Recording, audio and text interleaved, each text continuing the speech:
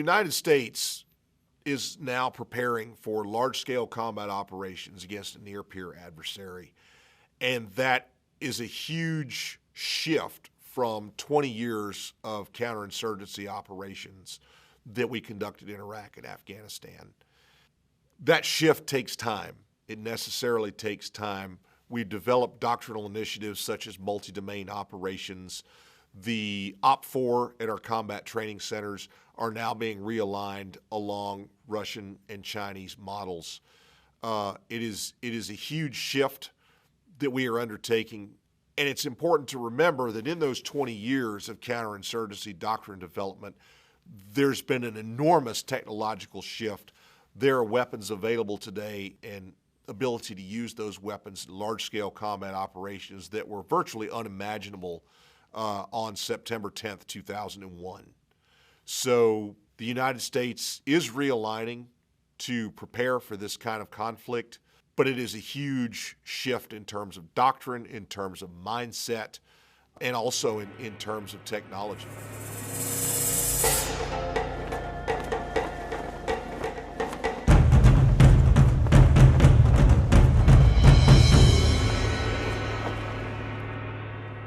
There's nobody that should say they're an expert on China.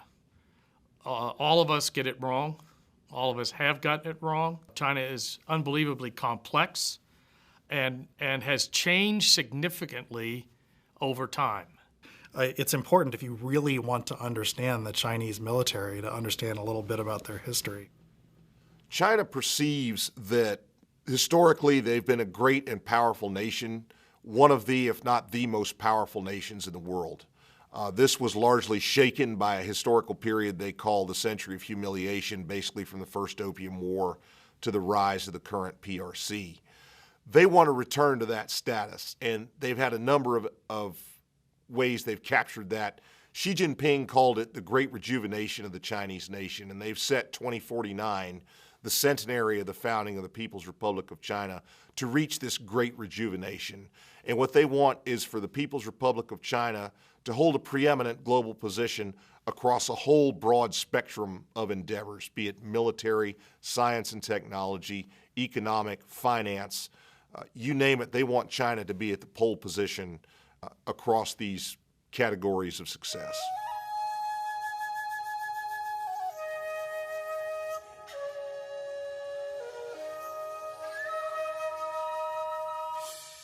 The rise of the communist movement can go back to at least 1921. That's when the party was formed. Mao was an early adherent to communist philosophy, but he didn't rise to prominence at the outset. He was just one of many.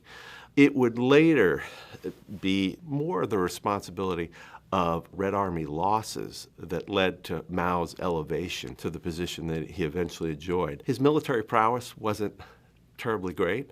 He was more of a political thinker than a military thinker. And he had actually been demoted at one point due to not so great Red Army performance. However, later defeats, when he was not in charge, actually helped re-elevate him to a leadership position. And then from a historical hindsight kind of perspective, he was elevated later to having a military prowess that really he wasn't deserving of, but he served as a focal point for uniting the people behind the idea of communism. So the PLA under Mao, so we're going now back to the 1920s up through the late 1970s. It was a revolutionary army. It was a mob of conscripts or semi-conscripts and politically oriented officers. And their main interest was just defending Chinese territory proper in the same way, which was, you come into China, well, we're going to let you come in here, and then we're going to grind you down, and that's how we're going to do this. That's the people's war. That's the people of China defending China from outside aggression. And that was how Mao wanted it. That was his philosophy. Mao Zedong was a very doctrinaire communist. He wanted to see a state that existed in perpetual revolution, this constant purifying of true communism in which everything was equal across the board. The old landed estates, the former elite were done away with, that everybody went down to the countryside and learned from the peasants. Chiang Kai-shek was the nationalist Chinese leader. He was the brother-in-law of Sun Yat-sen, the founder of the Republic of China. Sun did not live very long after the founding of the Republic of China. He developed stomach cancer, passed away in 1925. Chiang assumed his mantle of leadership. He wanted to build a stronger China. However, to do that, he saw the communists as an existential threat. Chiang Kai-shek's an interesting figure. Chiang Kai-shek goes all the way back to the demise of dynastic rule in China, and he becomes affiliated with Sun Yat-sen. Sun Yat-sen is essentially the father of the republic in China. We're talking 1911 to 1912. But Sun Yat-sen is not in a particularly powerful position, and he's vying for power amongst many in the demise of dynastic rule and whatnot. And consequently, there will form among Sun Yat-sen and his followers and others in the South, be they communist or nationalist, Sun Yat-sen being a nationalist, Chiang Kai-shek being a nationalist. Between the nationalists and communists, they will decide to go north, a northern expedition basically, to exterminate, if you will, warlordism in China. Things are going okay for a little while, but in 1927, Chiang Kai-shek, again an opportunist, always looking forward, thinking balance of power, he uses an opportunity in the Northern Expedition, and he turns on his communist allies. And it's from that point that Mao is convinced the communists in the future need a vanguard army of their own to defend the communist ideology, communist leaders, but also to spread communist ideology. So that's where the beginning of the PLA is. Workers and Peasants' Red Army, as the communist military wing was initially called, was founded on August 1st, 1927. Ba-yi, that's the characters that are still on their symbol today. And of course, the modern PLA traces its lineage back to that organization. The purpose of the PLA is to safeguard the sovereignty and the interests of the Chinese Communist Party. It's important to remember that the PLA is an instrument of the party, not of the Chinese state. And that's a key distinction between it and the United States Army. Chiang Kai-shek, after he attacks the communists and there's a division between them, he will eventually embark on 5 extermination campaigns against the communists. This 5th extermination campaign will culminate in something called the Long March. And it's the Long March that is now celebrated amongst communist leaders, the Communist Party and whatnot, as this galvanizing event. If you were on the Long March, your political ascendancy was assured because you were a survivor. And the only thing that saved the communists at that point was the Japanese. Because in 1937, of course, the Japanese will invade China. And this becomes a moment where even Chiang Kai-shek's allies in the nationalist say, we have to stop persecuting the communists. For a long time, Chiang Kai-shek continued to see the communists as a greater threat to his government than the invading Japanese. And this was even after the Japanese invaded Lower China in 1937 and start to work their way up the Yangtze River Valley. At the end of 1936, he is actually kidnapped and held at gunpoint by one of his own subordinate generals to force him to agree to a united front with the communists. He's that averse to the idea. He agrees to do it, won't commit it to writing.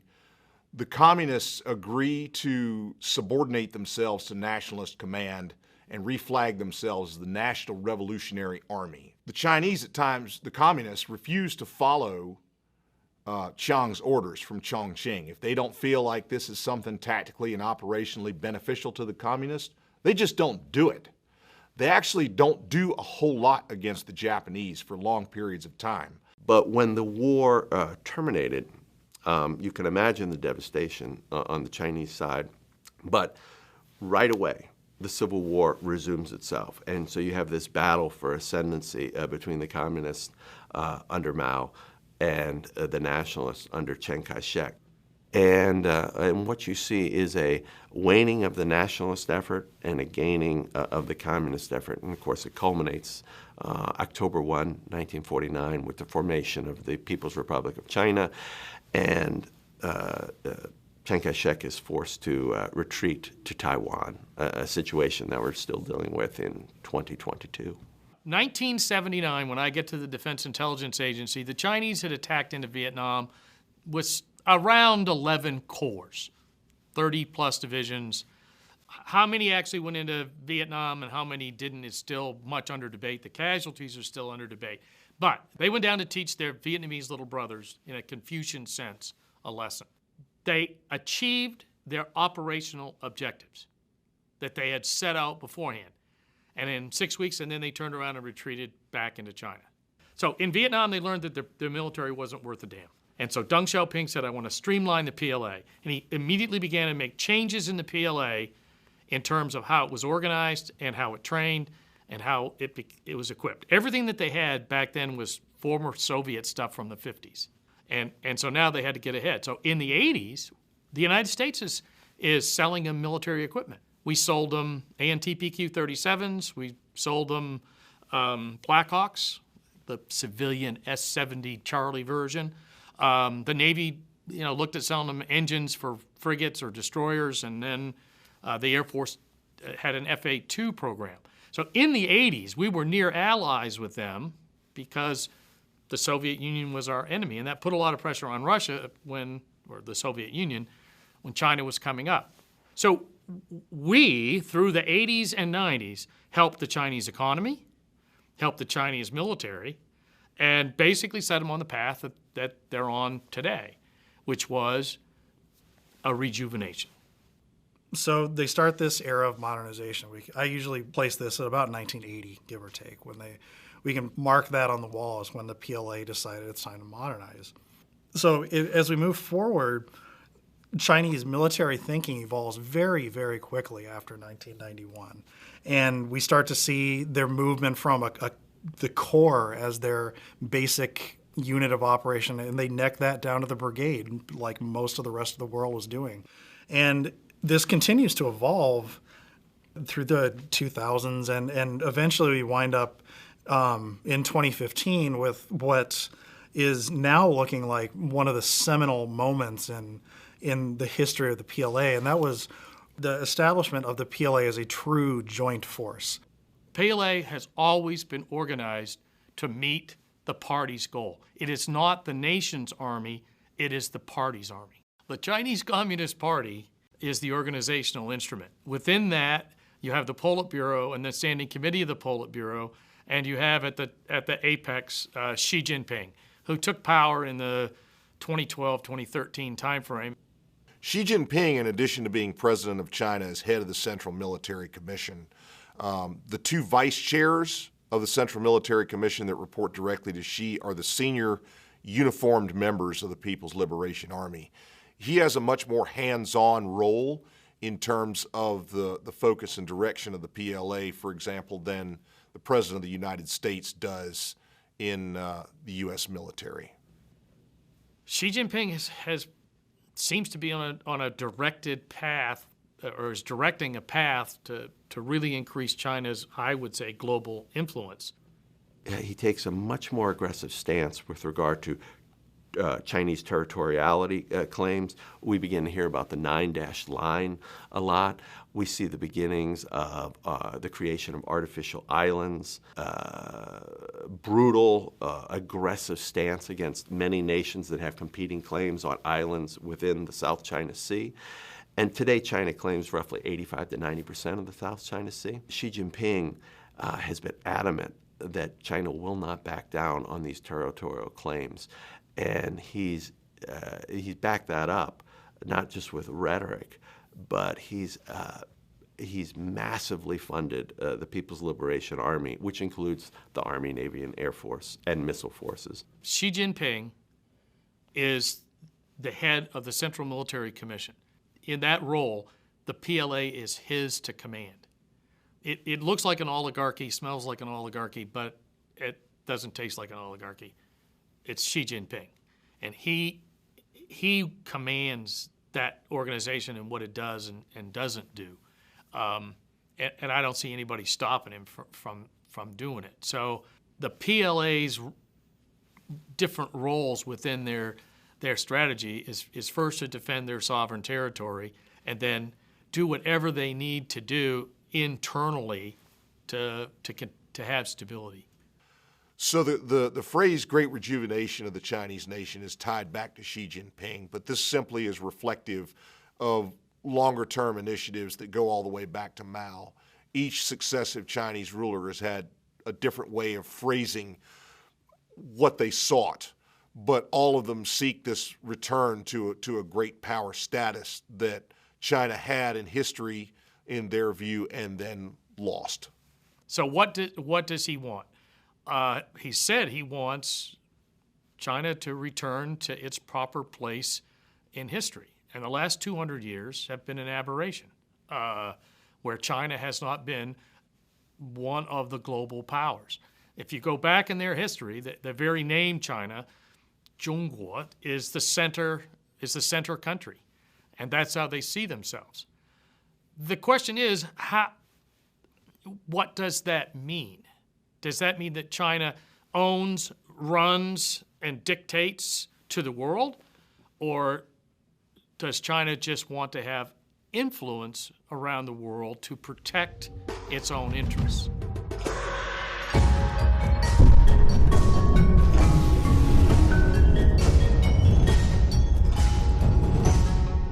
China, in a lot of ways, views everyone as a competitor. That's one of their inheritances from Mao's worldview and it makes some sense considering their history and so on. They've been pretty consistently surrounded by people who want to do them harm going back literally thousands of years. So they have a fairly antagonistic view of most of the world, and particularly those around them that they view themselves in competition with.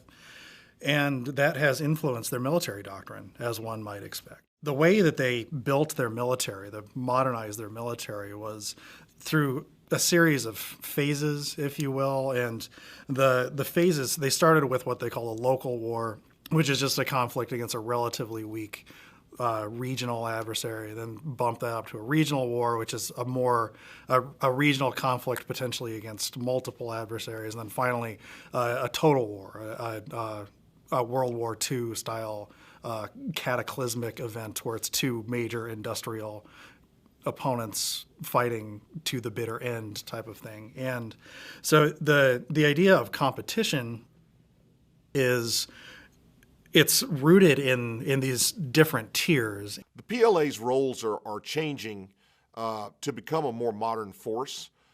Their recent white papers, the last couple of them, I believe in 2017 and 2019, highlighted the increasing need of some power projection capabilities for the PLA.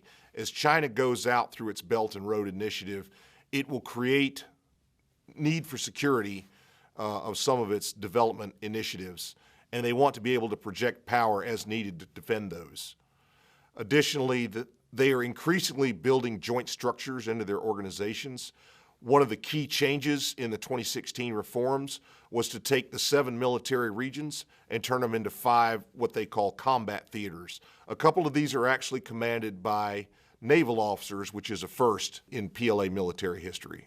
The various policy changes that we've seen coming from the PLA over the last 15 or 20 years, it looks to outsiders like these guys are being much more belligerent, like they are being much more offensive, if you will, or much more proactive in the way that they're doing things, particularly in the Western Pacific, but really in lots of different areas.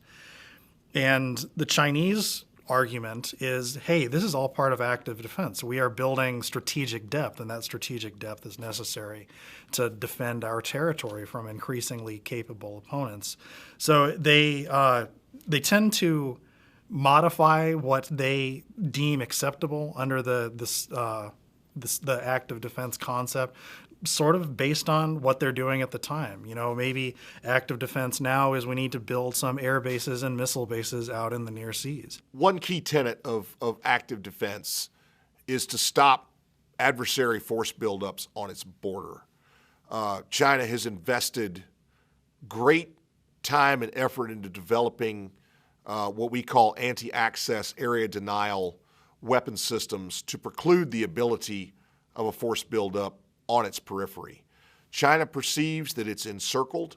There's U.S. military installations on Okinawa, in the main islands of Japan.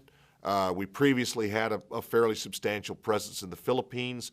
They're surrounded by nations that are at best neutral and in some cases overtly hostile to China's intentions. Their part of active defense is what they call counterintervention, the ability to preclude any adversary from being able to project power into China's periphery. Active defense now, it's China, their national policy remains the same now as it did during the Mao era, which is one of self-defense. And to be clear, this is Chinese policy. This is what they say. This is not necessarily reflective of their activities in the world. But their policy is we act only in self-defense, and that is our everything that we do is based on this idea of defending Chinese sovereignty, Chinese territory. However, we recognize, having watched, for instance, things like Desert Storm and other examples of modern combat power, that if we are passive in the way that we approach defending ourselves, we will not be able to defend ourselves. We can't just sit back and let someone build combat power on our borders and then choose the time and place of their attack. So active defense now is more reflective of this idea of using the tactical offense to keep one's opponent off balance as a part of a broader defensive strategy. China defines the first island chain as that which runs down the main islands of Japan, through Taiwan and the Philippines, and then through the main Indonesian archipelago. They also have what's called the second island chain, which runs down the east side of the Philippine Sea through the Marianas and the Caroline Islands, also out to the Solomons and New Guinea. So China wants to develop the ability to project power further afield to defend its interests under the Belt and Road Initiative. As of right now, their primary effort has been to shore up their periphery and to dominate inside the first island chain, to be able to project power out to the second island chain. It is certainly something they have in their sights as what they want to develop. Right now, their capacity to project power beyond the second island chain is fairly rudimentary, but given the speed and scope of their military developments thus far, it would not surprise me to see them develop the ability to project power beyond the second island chain in the coming next couple of decades. One key change in the PLA's training is with regard to their ground forces. They've adopted a U.S. model for their combat training centers. Previously, military exercises were very scripted affairs that were designed to make the respective military commanders look good and show that they knew what they were doing. Now, they're introduced to full spectrum chaos, much like you would see at a U.S. combat training center. It's not so much to make the leadership look good, but to highlight weaknesses and sharpen those organizations to be more effective in combat. The key scenario that they're training for is to resume control specifically over areas over which they feel they have sovereignty, and Taiwan would be the key example of that. They do a number of exercises that reflect forcible entry and seizure of an island. What they want to be able to do is be able to project so much power in their periphery so rapidly that it would give the United States or any other potential opponent pause before and deter us or whomever from attempting to conduct any kind of operations in China's backyard. China is a near peer in many respects. In others, it's not there yet. Remember that the United States has a global strategy, and its military power has to be spread out globally. The Chinese, by contrast, have a regional strategy. And so their spending and their assets can be focused regionally. And so what you see today is not only do the Chinese outnumber the United States in many categories of military arms within the region, but their arms are sometimes much more modern than ours. You add to that the heightened level of spending and the fact that the yuan can go further than the dollar in terms of purchasing power. And you see a Chinese Navy that outnumbers the American Navy by a fairly good margin, and that gap is just growing. You also see a China that's playing in its own backyard, as opposed to the United States that's playing an away game.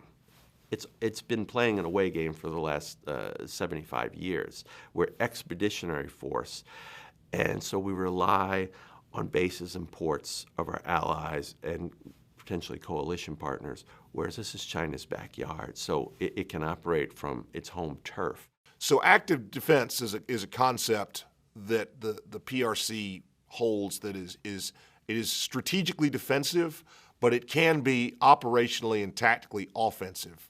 For example, active defense, despite being defensive in concept, would not rule out a preemptive strike if the leadership of the PLA and the PRC perceived that China was under a direct threat.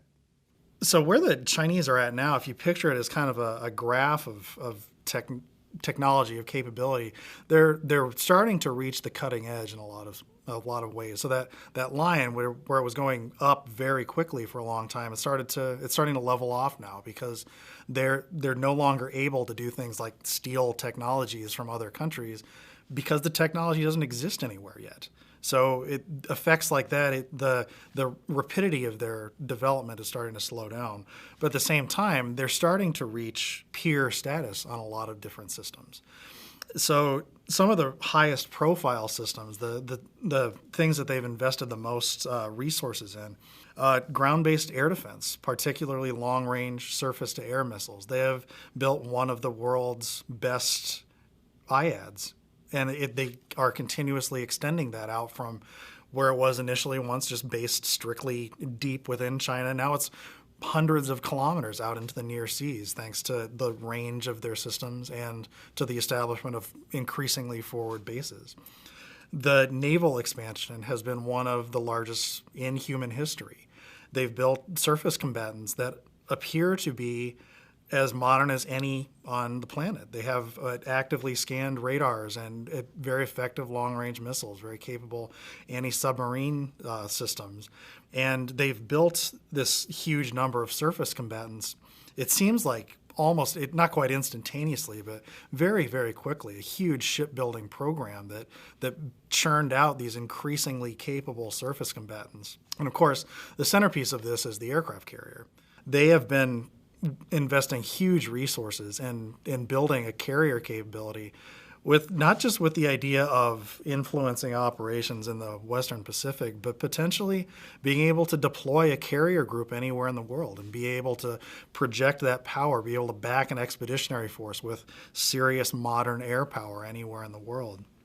You have other smaller examples that they've essentially caught up to the West with regard to their armor capability. They're both tanks and APC, IFV systems are mostly comparable to what we see in modernized Western militaries.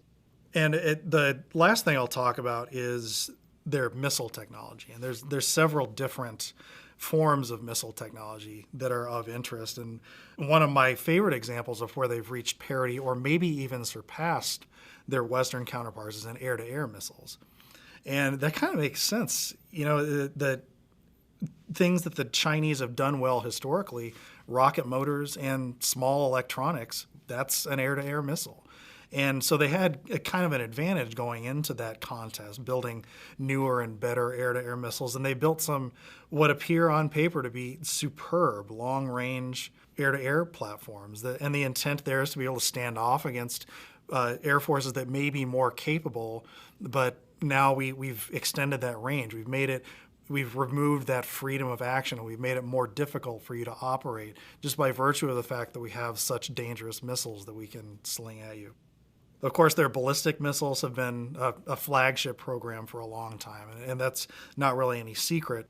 But the quality of the missiles that they produced in recent years, both in terms of their range and in terms of the precision and accuracy they're capable of, is pretty remarkable. They have the world's largest and best ballistic missile fleet, and it continues to evolve. They now claim to have a missile that's capable of targeting ships that are actively cruising at sea. And in addition, very, very, very recently, we've seen the emergence of hypersonic glide vehicles as a new entry into their catalog. At the end of the day, they have to have a nuclear deterrent against us.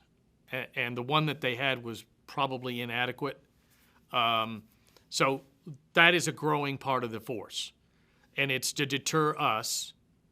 And one could argue it's part of it's an adjunct to the anti-access area denial strategy. So that keeps us from coming inside the first island chain. So if you want to draw a line in the first island chain, just go South Korea, Japan, Taiwan, Philippines, Singapore. That we have to break through where they are there. Well, it will be like the dog that caught the school bus. Okay? You've broken through the first island chain. Now what? What do you want to hit? What do you want to do? Where are you going? So, I mean, there's a whole argument that says what we should be doing is preventing them from getting out rather than trying to bust through. And that makes their job harder. So the numbers are out there, 2028, 2030, and we have to watch very closely what they're building. So the strategic deterrent piece is nukes, but it's also keeping us out of that, breaking through that island chain. The CMPR had some very interesting assessments about China's nuclear force. And in particular, the specific claim, I think my numbers are about right here, is by 2030, the PLA will have over 1,000 nuclear warheads. And that is roughly in line with what the U.S. and Russia have as far as actively deliverable warheads at any given time. So they've had nuclear weapons for a long time. And to this point, China has shown absolutely no interest in discussing this. They have the U.S. and the Soviet Union or Russia, we have decades worth of very contentious and hard-fought negotiations that resulted in arms limitations treaties and the various mechanisms that are in place to ensure that nuclear parity, if you will. And if China is unwilling to join that dynamic, it has a lot of implications that will be very complicated over the next few decades, or the next decade, essentially, if they continue down the same path that they've been going down. I don't know how that's going to play out.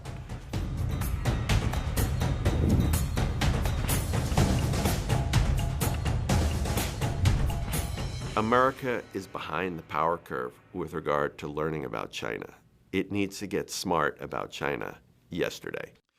There was a major problem with the education level in the force, particularly with regard to China. There was still some legacy knowledge about the Russians going back to the Cold War, and lots of people got very familiar with the Red Army during the Cold War, and so that ended up being the model that we were given. We want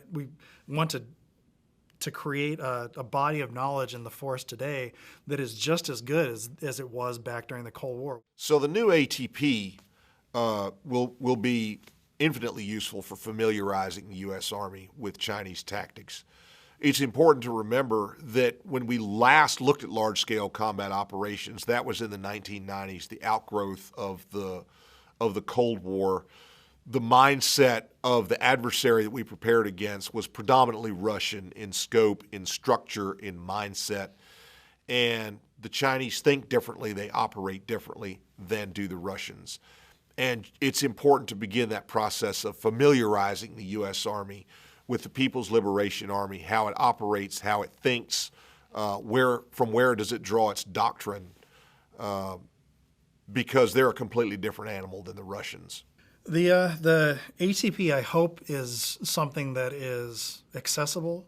Particularly, when I was writing it, I had a couple of groups in mind. Number one, I had the Brigade S2 in mind.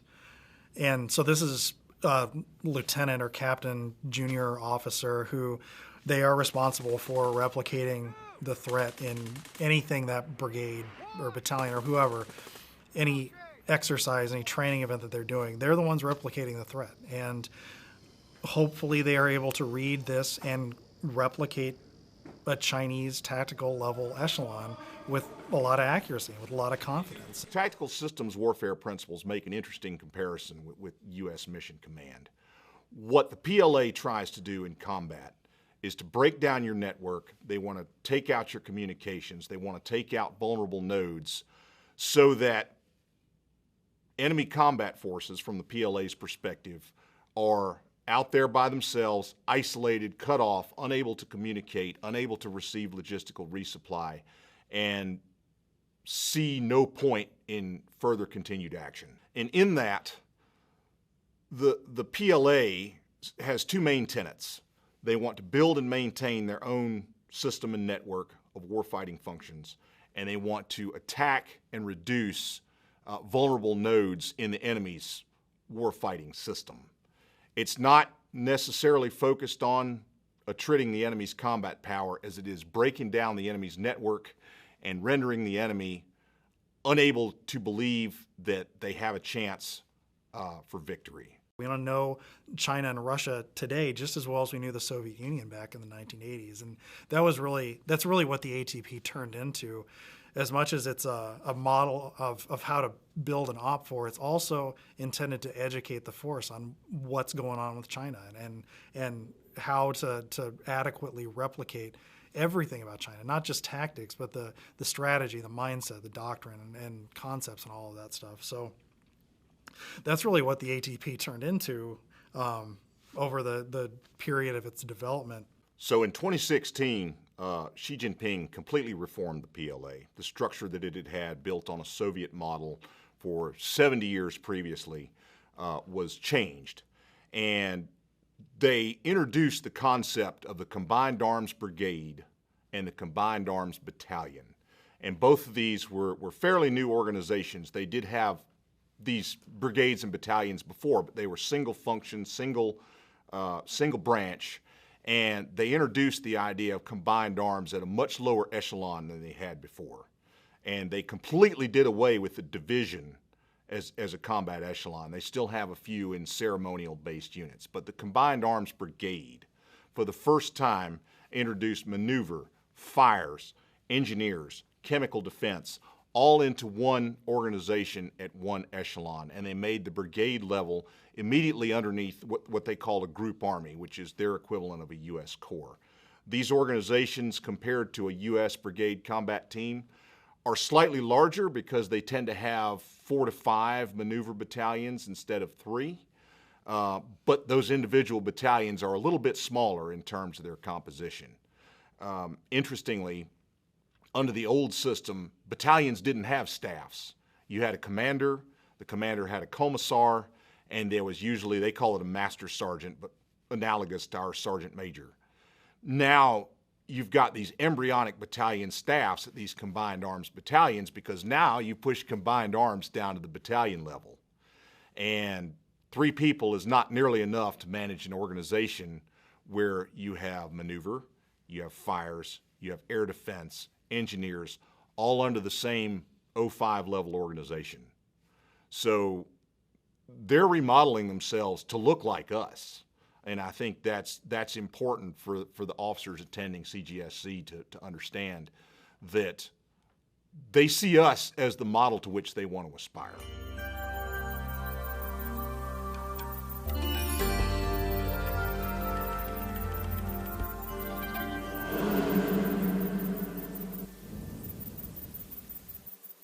So they try risky things, but they have a learning curve. And when somebody says, what's the danger of China? That they have a learning curve. That they don't keep doing the same dumb stuff over and over and over. The conflict may be different than the conflict in the past, but it doesn't mean that there won't be conflict. There are no quick wars with China. They're going to go on. Korea, still there. They along the 38th parallel, just where it was in July of 1953. It may not be Cold War 2.0, but it's going to be around for a long time, and we have to acclimate to that reality, and we have to come up with a long-term strategy that not only accommodates the rise of China, but protects American interests in the future, operating alongside a peer competitor, because it will be a peer competitor. It's no longer going to be this. It's going to be more of this. At the same time, the U.S. historically has proven itself very adaptable and rapidly so to mobilize against perceived threats. And while I certainly wouldn't predict armed conflict, wouldn't want to predict armed conflict, the United States has come to a realization that the U.S. and China have completely opposing geostrategic initiatives. It's not a matter of if, it's a matter of when our forces encounter one another. And they have a large and increasing sphere of influence. It's got some deep, long-term issues that we need to think our way through. The question remains, will America make that attitudinal adjustment that's necessary to live in a future world at peace, albeit competitive world, but at peace? We have a tendency to think all wars are going to be short and we're going to be victorious. Maybe we ought to think a little bit through this. So I'll do what I do with my students. Do you really want to go to war with 1/5 of mankind with nuclear weapons in their home court? You need to think your way through that. In April 1961, Lyndon B. Johnson, then Vice President of the United States, after a fact-finding tour of Southeast Asia, reported to President J.F. Kennedy, "The battle against communism must be joined in Southeast Asia with strength and determination to achieve success there, or the United States inevitably must surrender the Pacific and take up our defenses in our own shores. Asian communism is comprised and contained by the maintenance of free nations on the subcontinent. Without this inhibitory influence, the island outposts, Philippines, Japan, Taiwan, have no security, and the vast Pacific becomes a Red Sea."